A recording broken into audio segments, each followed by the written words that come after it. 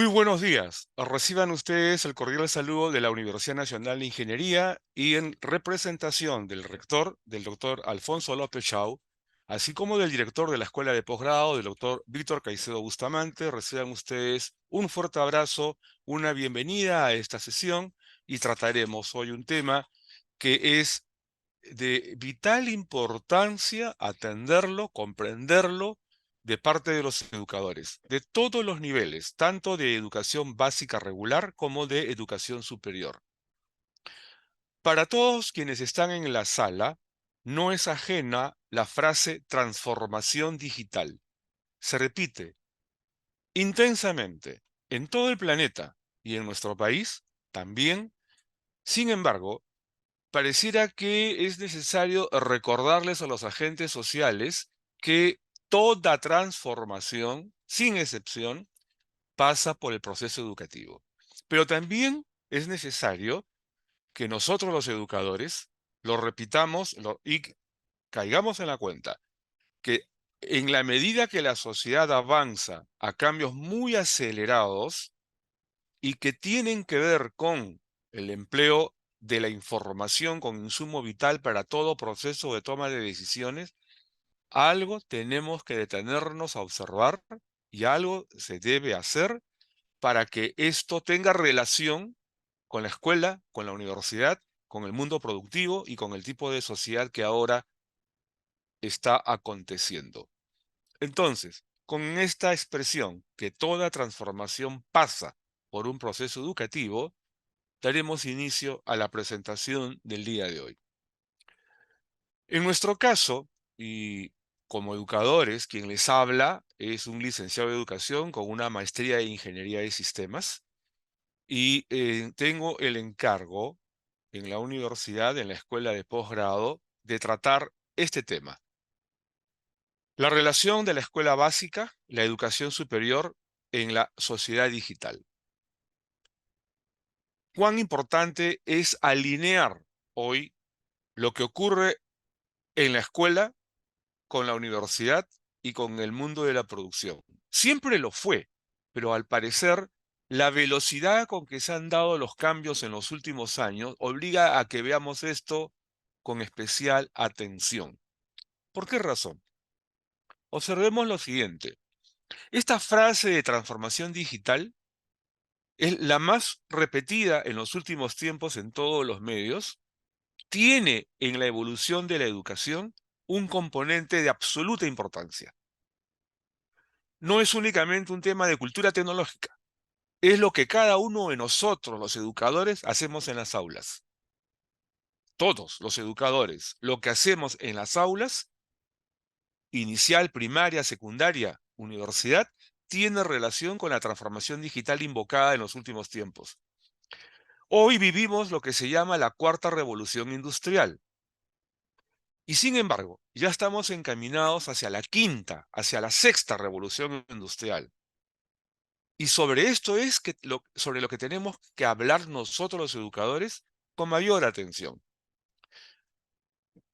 Es un asunto vital y en eso estamos posibilitando que nuestros hijos y nuestros nietos efectivamente tengan un mejor tipo de sociedad.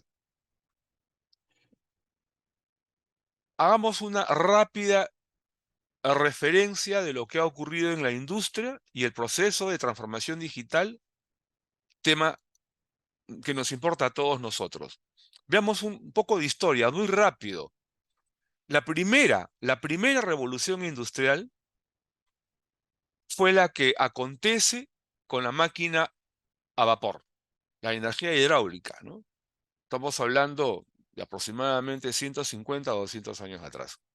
Pero luego vino la electricidad y que facilitó la producción masiva y los grandes procesos industriales, la segunda revolución industrial. La tercera revolución industrial fue hace poco tiempo, cuando aparecen las computadoras en los escritorios y en las fábricas. Fue la tercera revolución industrial. Y hablo de la máquina, hablo del equipamiento, hablo de la automatización. Pasamos de los procesos mecanizados a los procesos automatizados. Estamos hablando de la década del 50 con las primeras grandes computadoras, los mainframe, grandes equipos que abarcaban grandes habitaciones, y apareció la microcomputadora allí en la década del 80, que empezó a invadir las aulas, ¿no? La primera escuela que recibió computadoras para uso de los estudiantes fue el Colegio Reina de Los Ángeles, año 1984. Y 1986 fue el José María Eguren de Barranco, la primera institución educativa estatal. Desde entonces, más de 15.000 millones de dólares invertidos en computadoras, impresoras, equipamiento complementario, y ahora internet, y ahora móviles. A la fecha creo que ya estamos cerca de los 18.000 millones de dólares, pero las cifras debidamente estudiadas superan los 15.000 millones de dólares hasta poco antes de la pandemia. ¿Y qué ocurre ahora? Ya tenemos equipamiento en los escritorios, en los hogares, pero hemos entrado a una cuarta revolución industrial que se tiene en cuenta hacia el año 2010.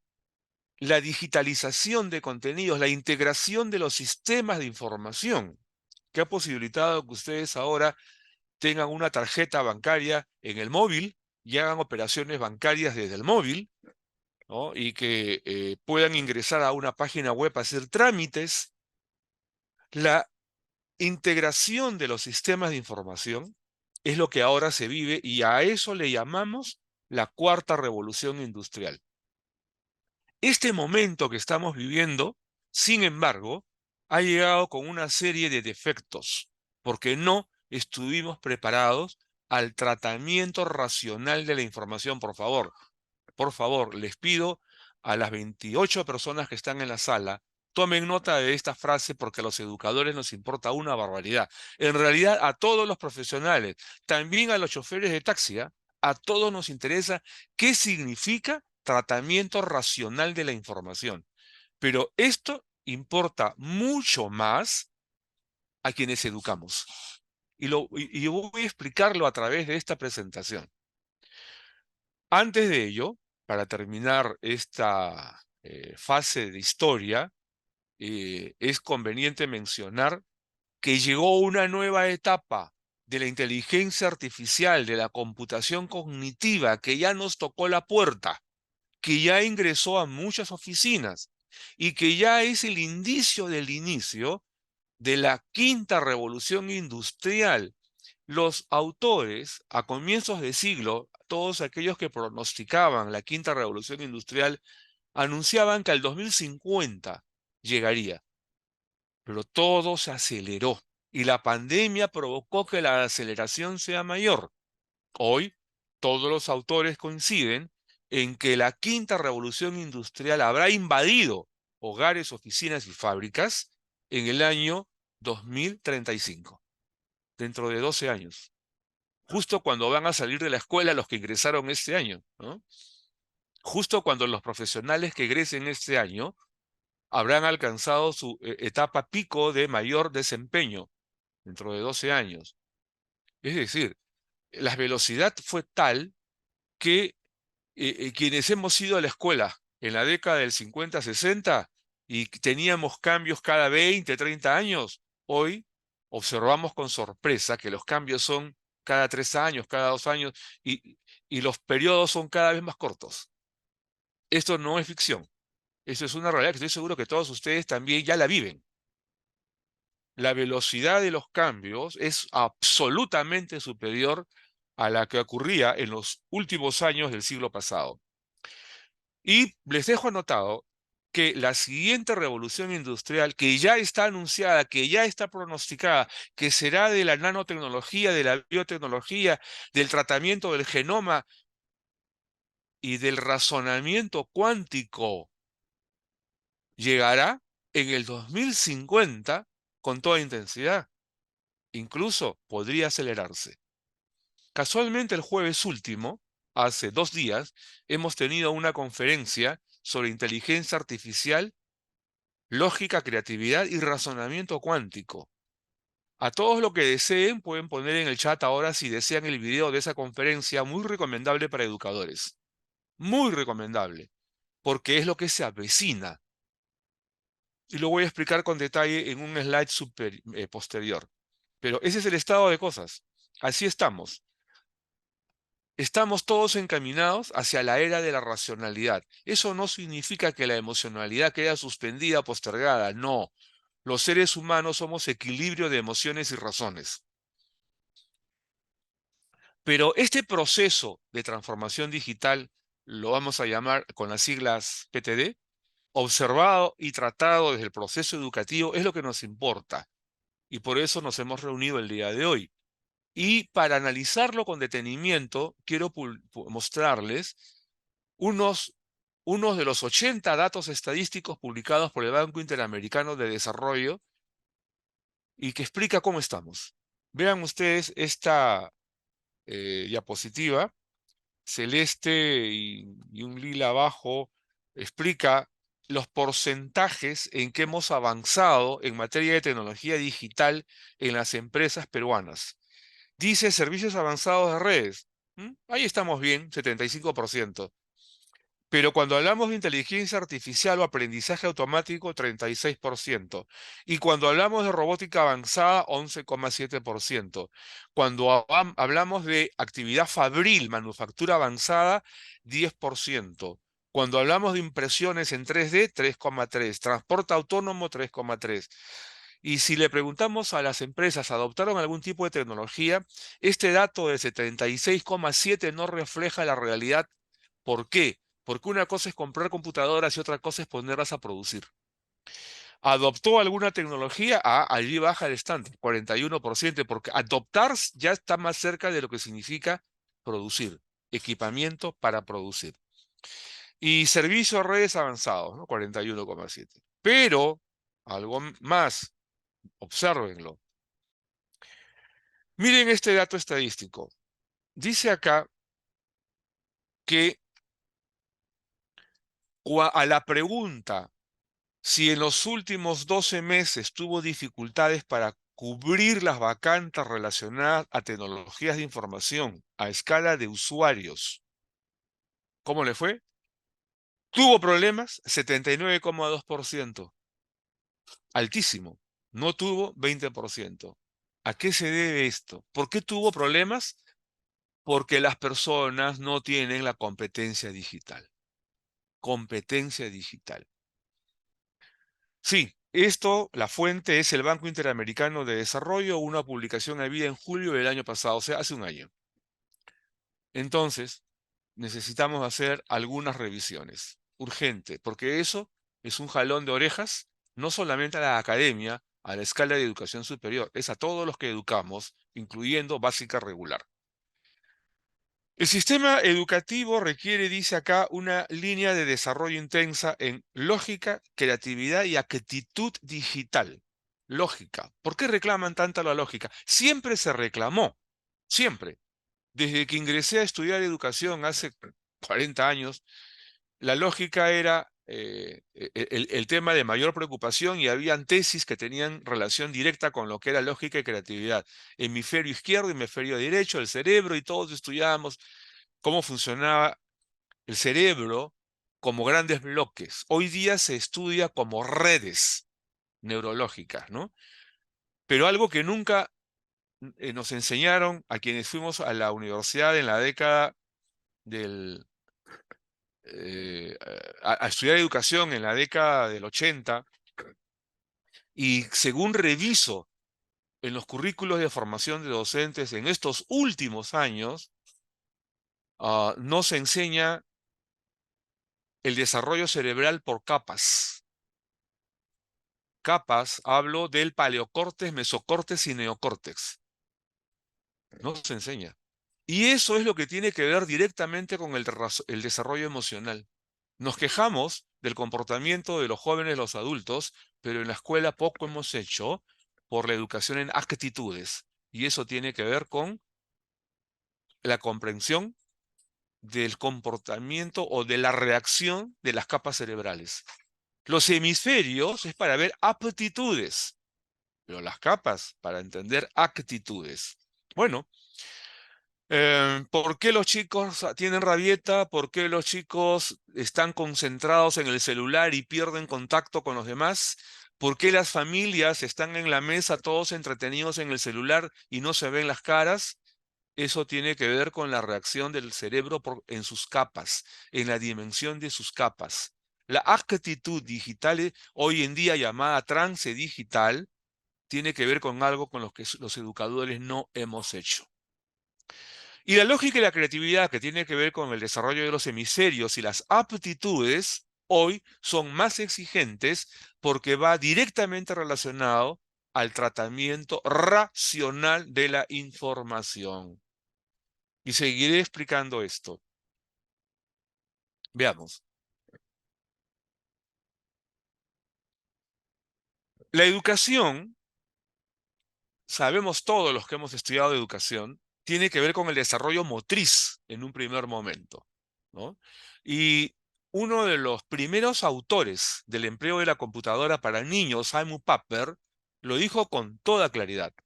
Se empieza en el desarrollo motriz.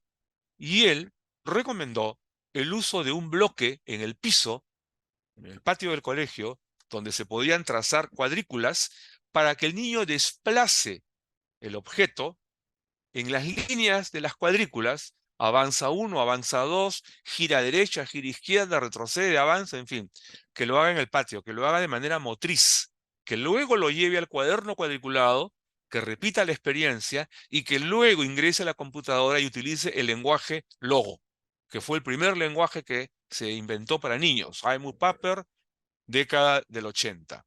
Lamentablemente los educadores se olvidaron de la parte motriz y fueron a la computadora directamente y hemos creado un problema grave porque, en primer lugar, hemos impedido la madurez del hipotálamo según investigaciones recientes en universidades españolas, inglesas y canadienses que demuestran con mucha exactitud que haber ido al móvil, a la computadora y hacerlo ahora, insistir en ello ahora, está creando personas que no desarrollan la racionalidad adecuadamente y que la inmadurez del hipotálamo es consecuencia de eso.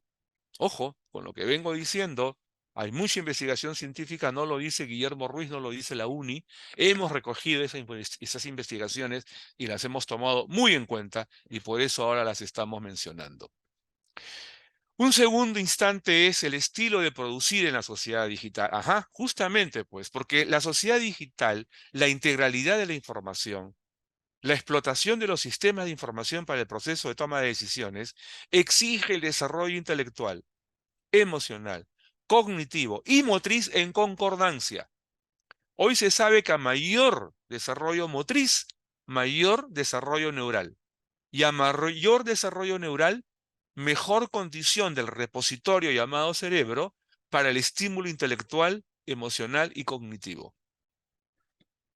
Urgente que esto lo tengamos muy en cuenta. Y decir complementariamente, en 2 horas, que el modelo de pensamiento de la sociedad digital es el sistémico. La relación todo-todo. Relación todo-todo. Quienes hemos estudiado educación, esto no lo vimos, por lo menos los que lo estudiamos hace algunas décadas, ¿no? Pero cuando reviso los currículos, repito, recientemente todavía no lo incorporan. Aún no lo hacen. ¿Qué cosa es la relación todo-todo? A ver, vamos a revisar qué es.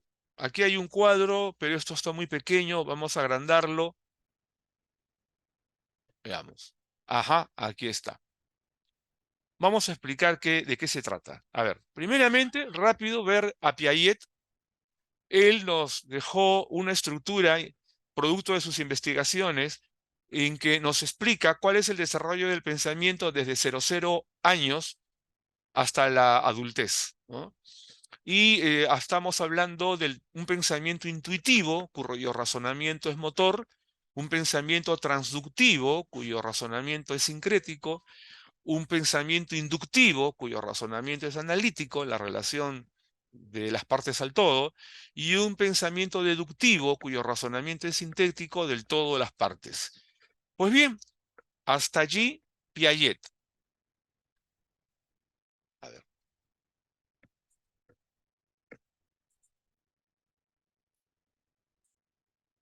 un momentito, vamos a retroceder.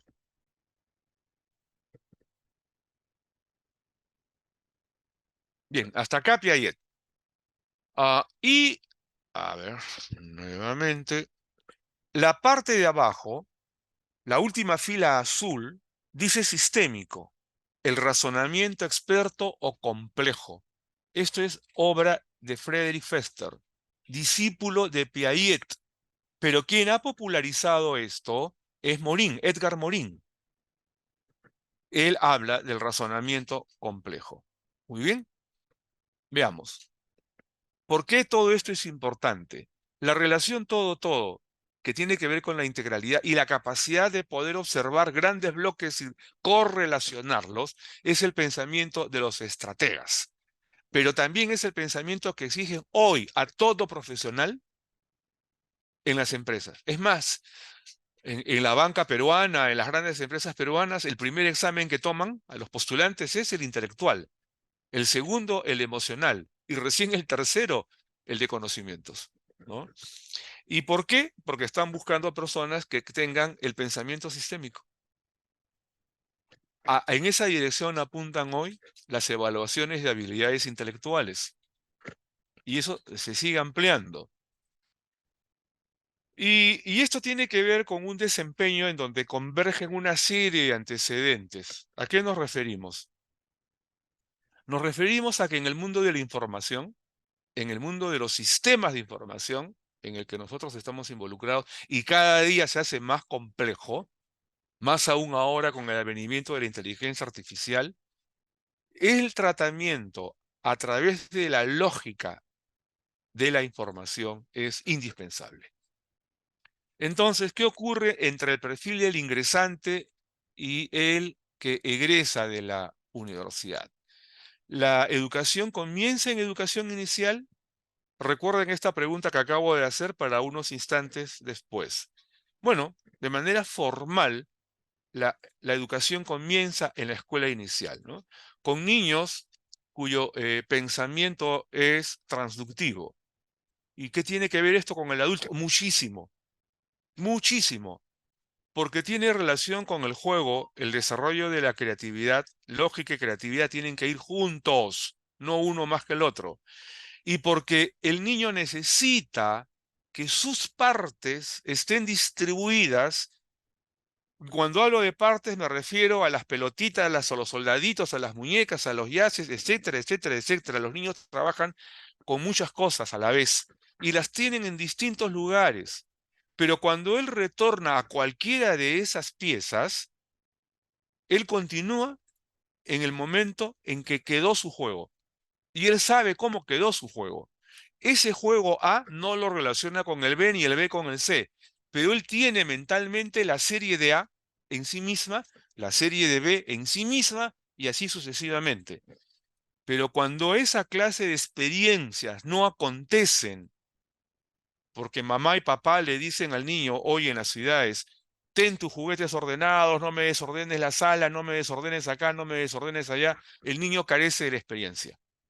Lo que no ocurre en el campo, donde los niños tienen piedritas por acá, cartoncitas por allá, plantitas al otro lado, y sí tienen la experiencia. No con intensidad quizás, pero la tienen, de alguna manera. Acabo de hablar de algo que es de suma importancia y que lo estamos detectando hoy en día en las universidades porque encontramos que los chicos tienen problemas para trabajar series, muchos problemas para trabajar matrices. Bueno, y la educación continúa, primaria, razonamiento analítico. Abundante razonamiento analítico debiera ser. ¿Se hace? Secundaria, recién razonamiento sintético. Pero ¿qué ocurre? Matemática, por ejemplo, se enseña en primaria a través de técnicas operativas. Grave, no debiera hacerse así. Debiera hacerse a través de experiencias con topologías y geometrías para construir la matemática en todas sus relaciones. Pero no, estamos trabajando mayormente con técnicas operativas. nivel sintético. Y en secundaria insistimos en el nivel sintético sin haber fortalecido el nivel analítico. Entonces, ¿qué ocurre cuando llegan a la universidad? Llegan sin razonamiento analítico, que tampoco fue debidamente fortalecido en el razonamiento sincrético de la etapa transductiva, y tenemos estudiantes de secundaria, perdón, de la universidad, con serios problemas para entender fenomenología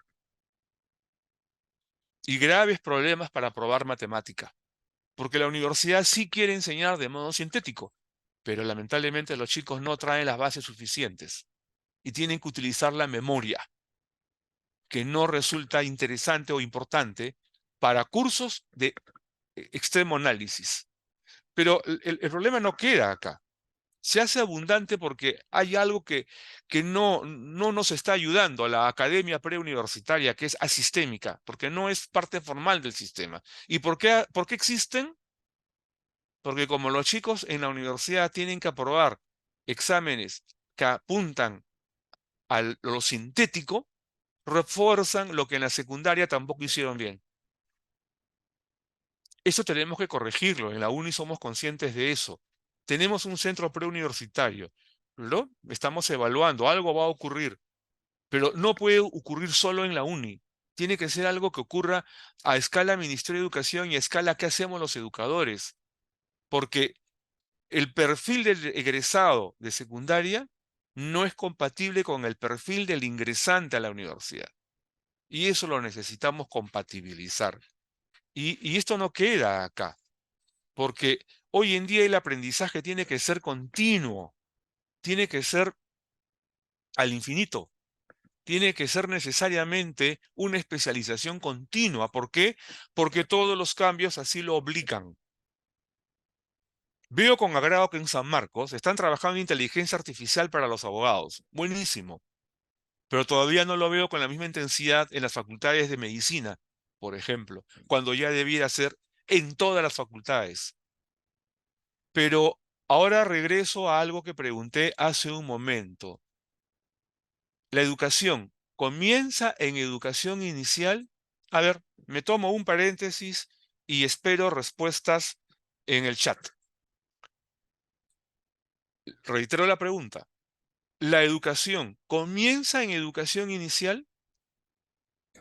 A ver, ¿quién se anima a escribir una respuesta en el chat? Mientras tanto, diremos, la escuela formal, tal como ocurre en Perú y en varios países todavía, comienza en la educación inicial. ¿Es correcto? Hablo de un sistema educativo. En el hogar, como bien acaban de anotar, comienza el acto formativo. Cuestión que está en crisis, porque los hogares disfuncionales y los hogares donde padre y madre trabajan y donde el televisor se ha convertido en el principal educador y en donde fatalmente la computadora también ha sustituido ahora al televisor y es el principal influyente, ¿no? El gran mercado de influencias está en el bolsillo de los niños en el móvil. Entonces, ¿será cierto que comienza en casa la educación? ¿Para una educación formal debe ser la casa el componente de la educación formal? Sí, tiene importancia, pero los padres todavía no están preparados para hacerlo bien y hoy se sabe, como ya lo hacen en muchos países europeos, como ya lo hacen en muchos países europeos, que el sistema formal educativo debiera iniciarse en el vientre materno.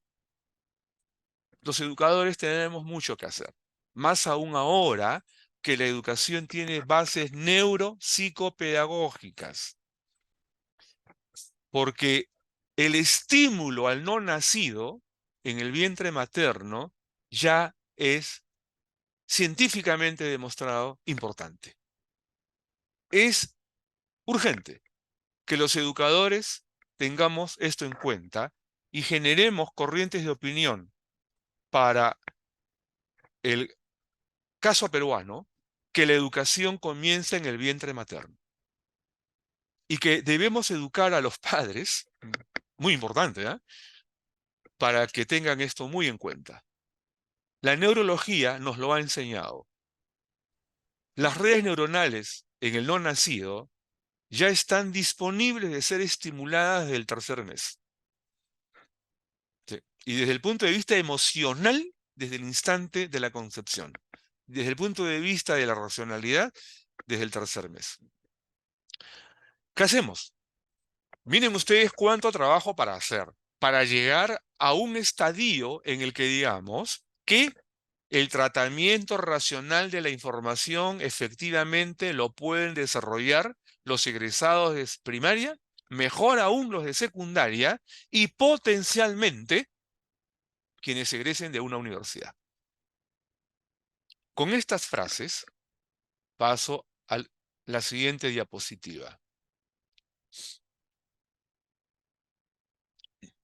Antes, afirmando que el proceso de desarrollo de la educación digital, entonces, debe ser desde el vientre materno.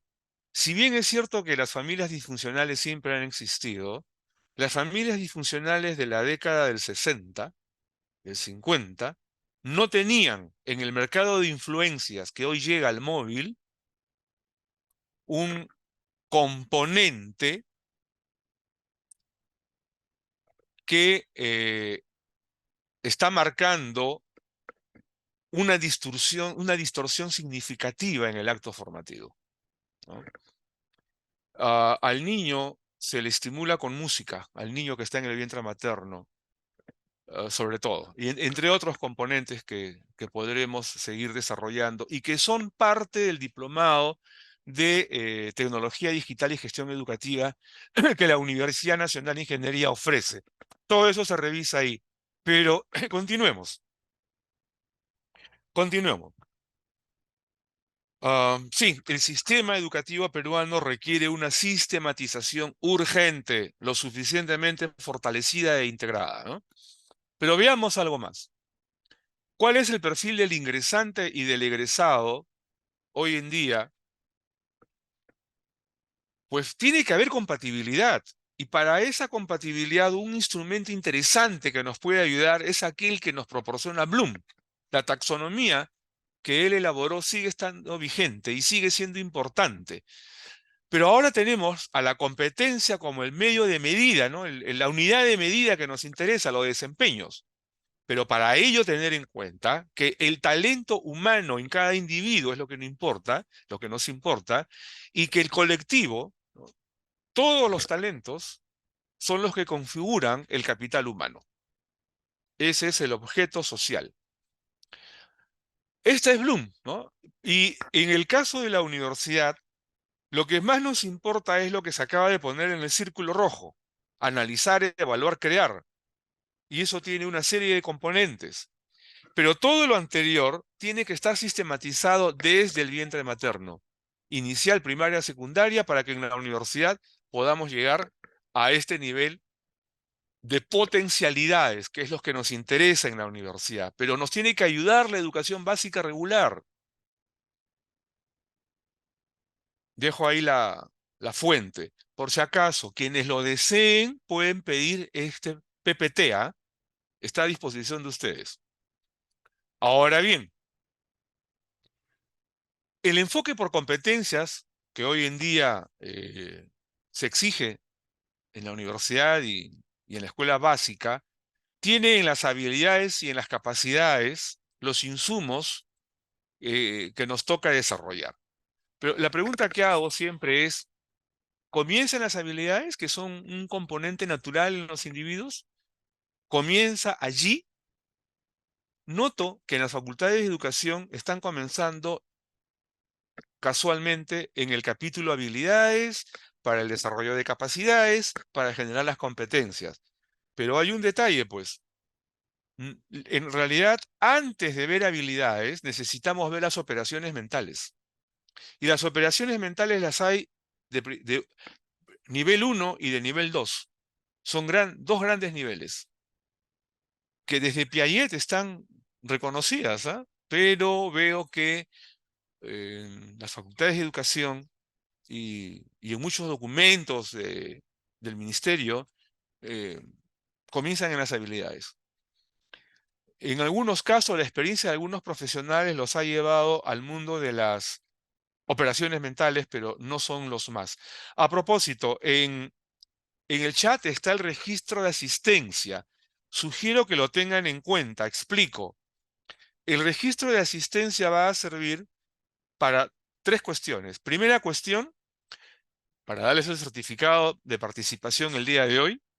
Segunda cuestión, para que quienes lo deseen reciban este PPT.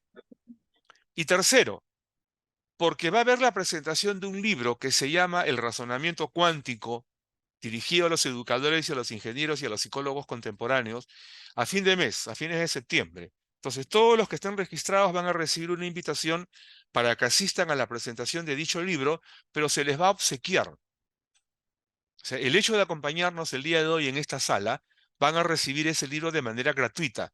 La única condición es que asistan personalmente a la presentación del libro. Bueno, para terminar con este slide, decirles que las competencias generan modelos de pensamiento y esto es lo que nos importa a los educadores, los modelos de pensamiento. Esta es la clave. Primero hay que empezar en las operaciones mentales para el desarrollo de habilidades. La colección de habilidades generan capacidades. La colección de capacidades debidamente fortalecidas generan competencias, desempeños. Y estas, a su vez, generan los modelos de pensamiento. Bien. Todo esto que vengo mencionar, sí, claro, alguien ha escrito que las operaciones hay que trabajarlo concreto. Sí, señor, es verdad. Y es que las operaciones mentales tienen directa relación con lo motriz, directa relación con lo motriz. Y la matemática debía enseñarse siempre, en todo, desde el nivel concreto, en absoluto. Y si es posible, solo que lamentablemente no lo enseñan así en las facultades de educación. A los profesores de matemáticas se les enseña a trabajar con técnicas operativas y no con la construcción de la matemática como debiera de ser. Y por eso el nivel concreto en matemática todavía no se ve cuando ya debió haberse instituido mucho tiempo atrás. Así que gracias por esa anotación para recordar algo que es imprescindible. Las operaciones mentales tienen directamente relación con el estímulo motriz. Bien, continuamos.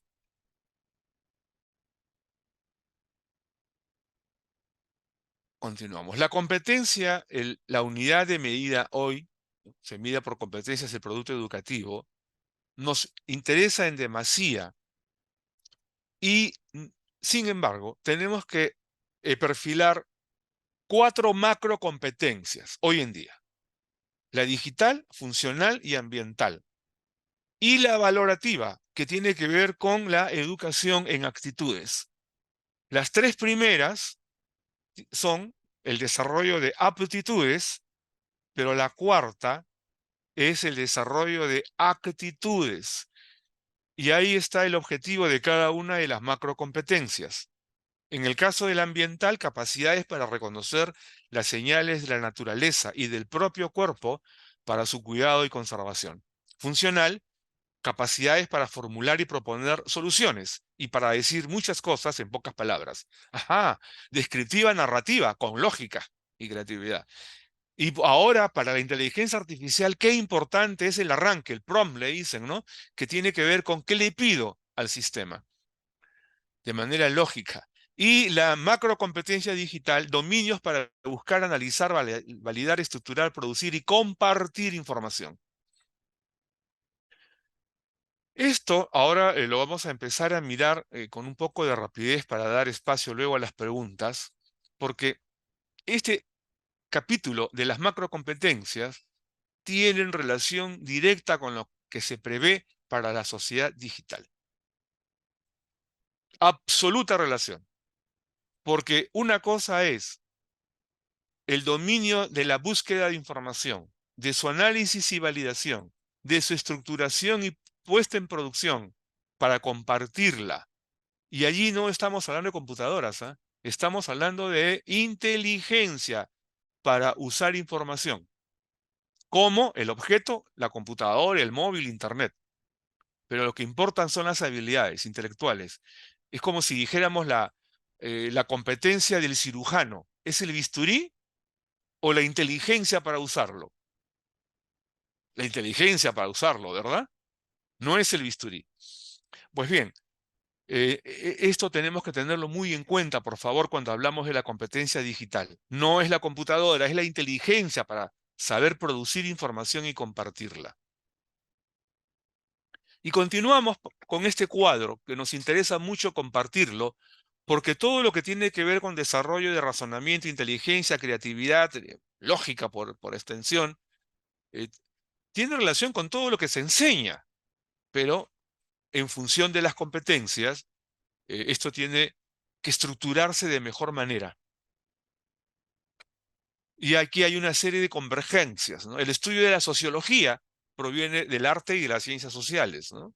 De la ética, bueno, esto también proviene de la psicología, la filosofía, la lógica y la historia y todos los comportamientos sociales y el derecho. Esto se propuso en el año 1989, miren, pero todavía sigue pendiente su dominio. Alguien acá ha dejado una anotación, Catherine Olivera. Hacerse más factible la enseñanza de la matemática porque casi siempre los jóvenes terminan diciendo que matemática es difícil y no quieren saber nada con los números. Sí, pues es que lamentablemente la enseñamos a nivel sintético y no a nivel analítico, ¿no? El grave error histórico que estamos cometiendo ya por varios decenios, ¿no? Y se puede enseñar a nivel concreto, sí, profesores. En algún momento tendremos un coloquio para eso, una presentación para ver cómo se puede enseñar la matemática desde el nivel concreto. Sí se puede, toda la matemática. Lo único que no se puede enseñar desde el nivel concreto es el límite, que es un concepto absolutamente abstracto. Continuamos. Cuando hemos hablado de la competencia funcional asociada a la competencia ambiental y a la competencia digital, involucra lo que hemos visto en el slide anterior, todo lo que es ciencia, técnica y tecnología, ¿no? Lo digital con lo funcional es tecnología. Lo ambiental con lo funcional es ciencia. Y lo ambiental con lo digital son técnicas aplicadas. Y todo eso tiene que ver con la I, la inteligencia, el interés, la imaginación, la innovación, la interacción y la integración. Y transversal a estas tres macrocompetencias aptitudinales, hay una que es actitudinal, la valorativa, ¿no? La que tiene que ver con las actitudes. Y esto nos importa mucho porque son elementos para una arquitectura curricular. Bueno, bien, el talento humano en cada individuo y el capital humano en la sociedad, ¿no? Esto nos importa mucho. Y citamos a Freud en donde él anota que si dos individuos están siempre de acuerdo en todo, él asegura que uno de los dos piensa por ambos. Eso está sucediendo, ¿no? Y eso no debía suceder. Es que algo no estamos haciendo bien los educadores. Falta más fortalecimiento de lo analítico. Y acá tenemos también un autor que nos habla de la mente actuante versus la mente inhibida. Momento para explicarles que las neuronas son de dos tipos, neuronas excitatorias y neuronas inhibitorias, pero las dos son importantes, las dos se ayudan entre sí. Y la mente actuante es aquella que aprende, resuelve, sigue adelante, acepta críticas, maneja el miedo, mantiene el equilibrio. ¿Cuánto se exige eso hoy en día? Y esto es lo que tenemos que formar los educadores hoy en día, superando la mente inhibida, que se lamenta, que dice que es imposible, que se estanca, que sufre por el que dirán, que el miedo lo maneja y que el enojo lo condiciona. Pero eso tiene relación con el dominio de las capas cerebrales, no de los hemisferios.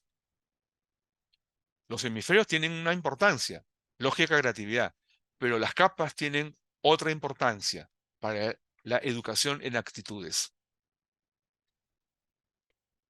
Bien, la llave de la mente, ¿no? Ahí está la fuente, lo podemos compartir. Esto lo hizo Renata Manjon, una gran educadora.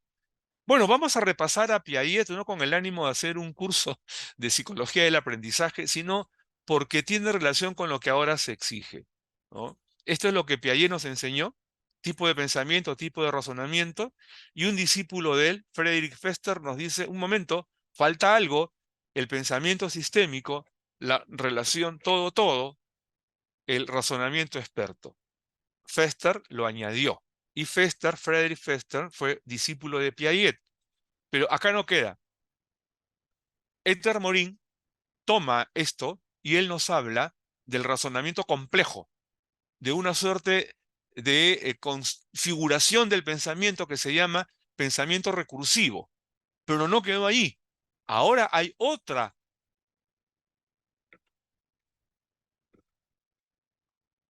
explicación de la evolución del pensamiento, que toma a Piaget, que toma a Fester, que replica a Morin, pero va más allá.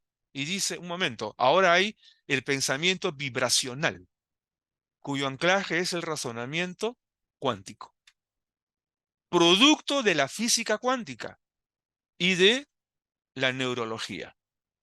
La convergencia de estas dos disciplinas novísimas dan lugar a este tipo de planteamiento del razonamiento cuántico.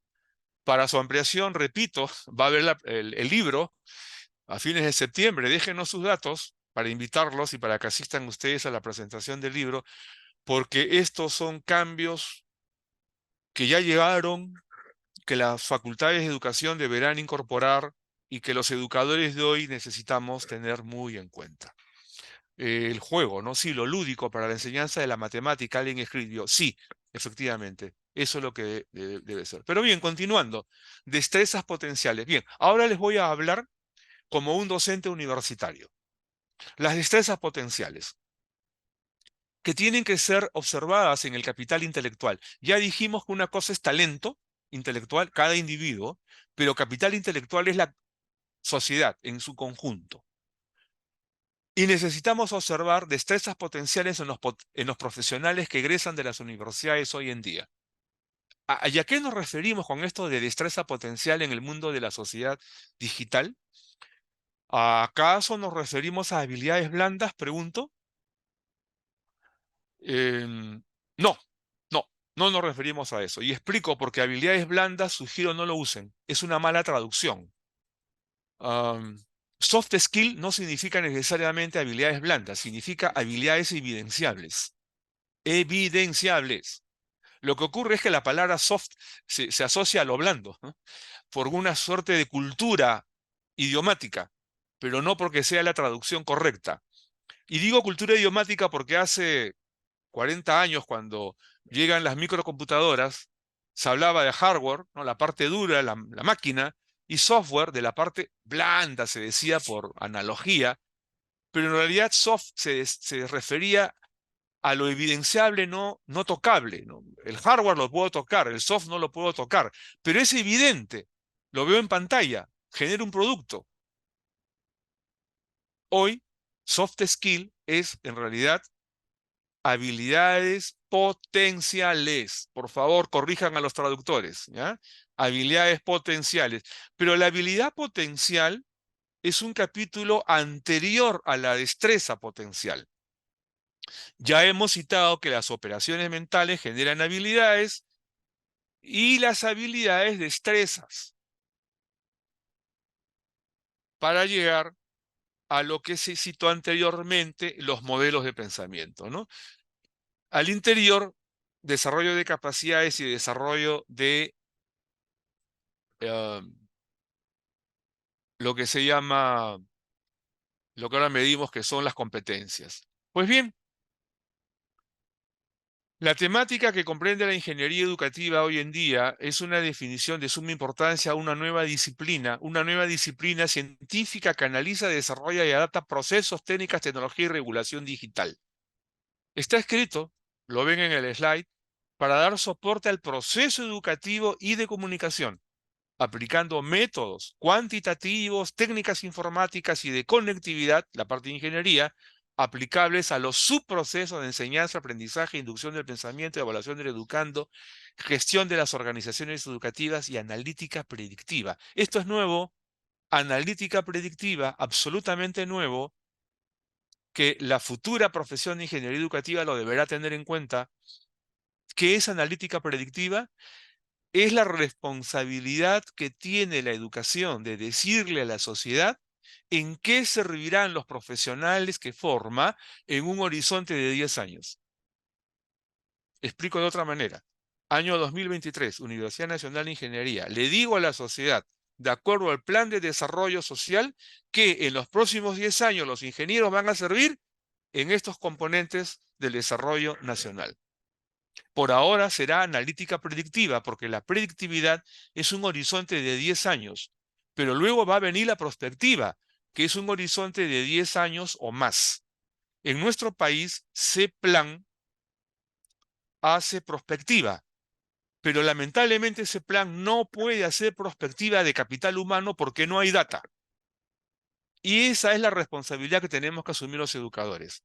Y en el marco de estas definiciones, ahora por favor, préstenme atención, préstenmela, aunque no les voy a devolver todo lo que se presta, debiera devolverse, ¿no? Cuando se enseña matemática y escucho a los profesores decir en resta, presta, terrible, no se presta, pues, ¿no? Porque lo que se presta se devuelve. Hay que decir canjeo. Pero bueno, les presento el Diplomado de Tecnología Digital y Gestión Educativa.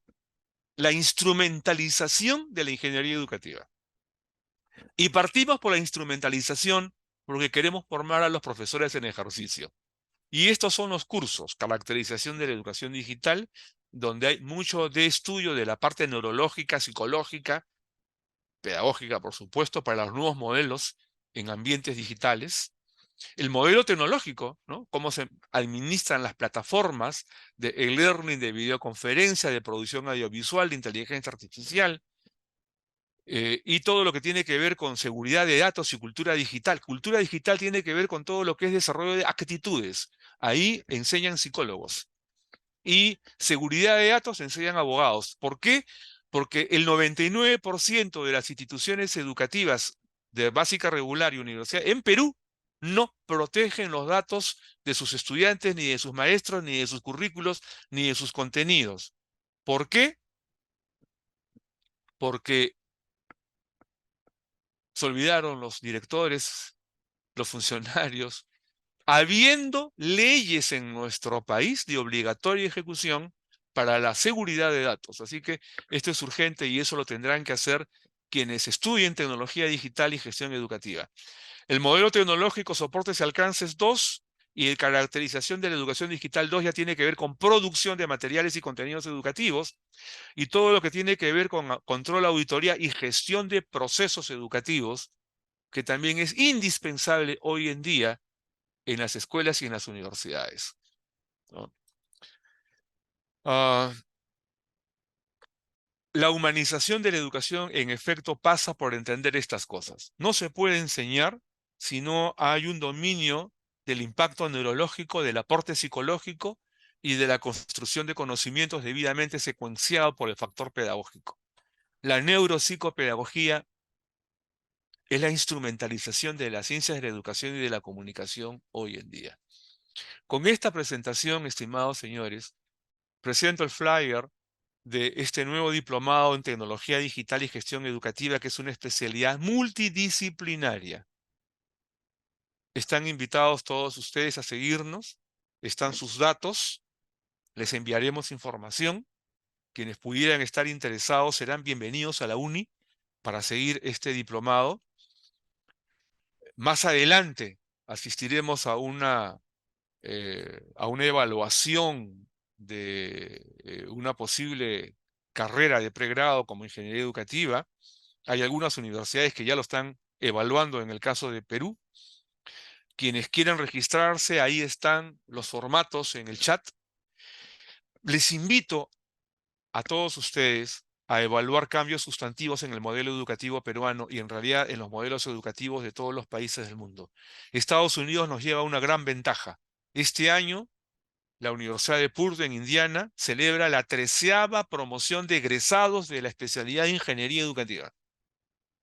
En España van por la 5ª, en varias otras universidades estadounidenses, por supuesto que también ya existe esto. México también ya lo tomó en cuenta. En América del Sur somos la primera universidad que lo ha tenido en cuenta.